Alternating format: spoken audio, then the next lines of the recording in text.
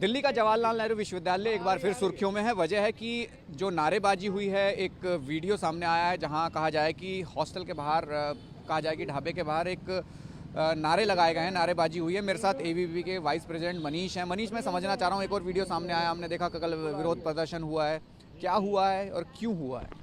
ये जो supreme court का वर्डिक्ट आता है, जो सेपरेटिस्ट उमर खालिद और सर्जिल इमाम है, उनकी बेल डिनाई कर दी जाती है और उन लोगों को जेल में ही रहना चाहिए, क्योंकि जो उन्होंने किया है, भारत को तोड़ने की कोशिश करी है, जो भारत की इंटीग्रिटी है उसको एक बहुत बड़ा खतरा था वो लोग, और वो नॉर्थ ईस्ट को भारत से अलग करने की बात करते हैं और उसके साथ में नारे लगाते हैं कि आरएसएस एबीवीपी की कब्र खुदेगी जेएनयू की धरती पे। तो मैं उनको बताना चाहता हूँ कि वो 60 लाख जो एबीवीपी के मेंबर्स हैं, या जो लाखों करोड़ों जो स्वयं सेवक है भारत देश में, जो सामाजिक समरसता और भारत के उचित के लिए काम करते रहते हैं दिन रात, क्या उनकी कब्र खोदने की बात कर रहे हैं? और उसके साथ में वो गृह मंत्री और प्रधानमंत्री की भी कब्र खोदने की बात करते हैं या उनके खिलाफ नारेबाजी करते हैं, उसकी भी मैं कड़े से कड़े शब्दों में निंदा करता हूं। पुलिस को कंप्लेंट नहीं मिली है? क्या कंप्लेंट करने वाले हैं आप इस पूरे विरोध प्रदर्शन को लेकर? जो वीडियो सामने आ रहे हैं, क्या आप चाहते हैं कि इस तरीके की जो प्रतिक्रिया यहाँ अंदर से वीडियो बन के जो लोग नारेबाजी कर रहे हैं उसके लिए आप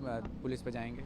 जी हाँ, हम उसके लिए प्रशासन और पुलिस के पास ज़रूर जाएंगे और उसके खिलाफ कंप्लेंट करेंगे और उसके साथ उनसे मांग करेंगे कि इन लोगों को अरेस्ट करके या हाउस अरेस्ट जो भी किया जाए, ऐसे लोग दोबारा से बाहर ना आए और उन ऐसी नारेबाजी पुनः ना हो। ये प्रोटेस्ट कब हुआ और क्या इनकी मंशा थी? कितनी भीड़ इकट्ठा थी? कितने स्टूडेंट्स थे जो इस तरीके की नारेबाजी में शामिल हुए थे? और आप लोगों ने जब देखा तो क्या संज्ञान लिया उसका?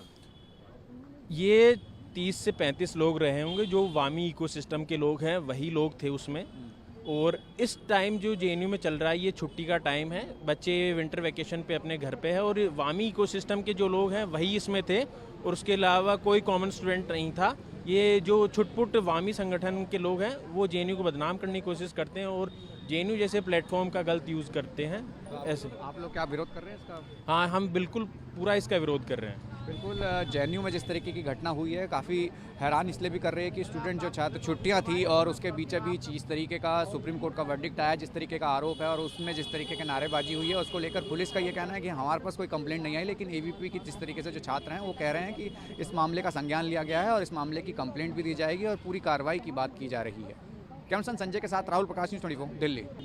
ये वही वामपंथी विचारधारा है जो हर बार देश विरोधी ताकतों के साथ खड़ा होती है। ये कल की बात नहीं है, ये आप पिछले किताब के पन्ने जब खोलेंगे तो हर बार आप देखेंगे कि देश विरोधी जितने भी सर्जिल इमाम और उमर खालिद, वो भी तो यहीं से निकले हुए हैं।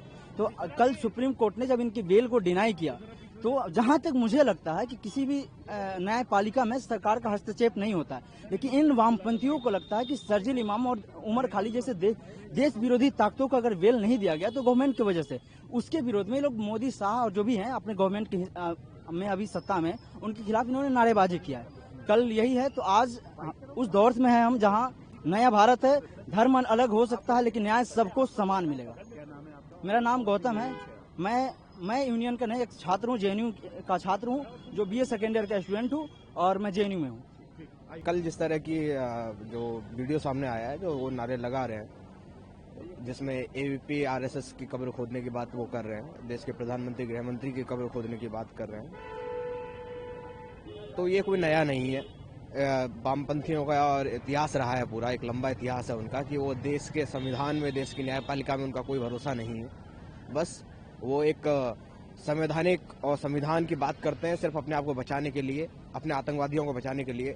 2016 में या उससे पहले जब अफजल गुरु को फांसी दी गई, तो अफजल गुरु को फांसी दी जाने के बाद में वो लोग यहाँ पे, अफजल हम शर्मिंदा हैं, तेरे कातिल जिंदा हैं, उस भारतीय न्यायपालिका जिसने उसको सजा दी, उस न्यायपालिका के खिलाफ वो नारेबाजी करते हैं।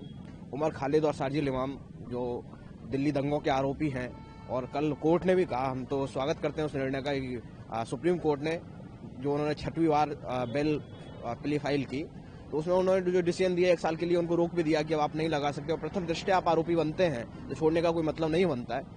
तो न्यायपालिका, भारतीय न्यायपालिका जो काम कर रही है, भारतीय संविधान जिस तरह काम कर रहा है, भारतीय कानून जिस तरह काम कर रहा है, उस पर इनको विश्वास नहीं है, इसीलिए ये लोग उसका विरोध कर रहे हैं। जो विदेशी ताकतें जिस तरह से एक कोर्ट के डिसीजन आने से पहले दबाव बना रही थी, एक मोरल दबाव बना रही थी, उसका कोई फायदा हुआ नहीं, क्योंकि जो आरोपी है देशद्रोह में उनको सजा मिलेगी।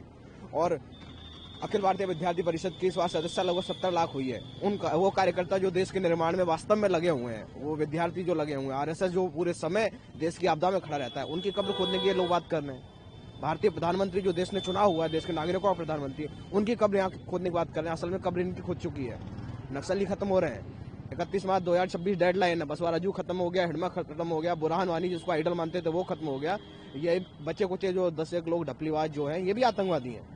जो उनके सिंपैथाइजर हैं, ये लोग भी आतंकवादी हैं। कब्र इनकी खुद रही है, इसलिए ये दर्द बाहर आ रहा है। ये आदत है इनकी, नफरती आग है इनकी।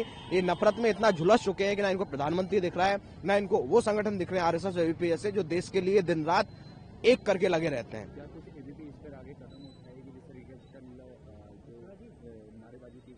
देखिए, एबीपी हमेशा से इसका विरोध करती आई है। चाहे 2012 2009 में जब इन्होंने यहाँ पे सीआरपीएफ के जवानों का हत्या का जश्न मनाया था, हमने उस समय भी विरोध किया था।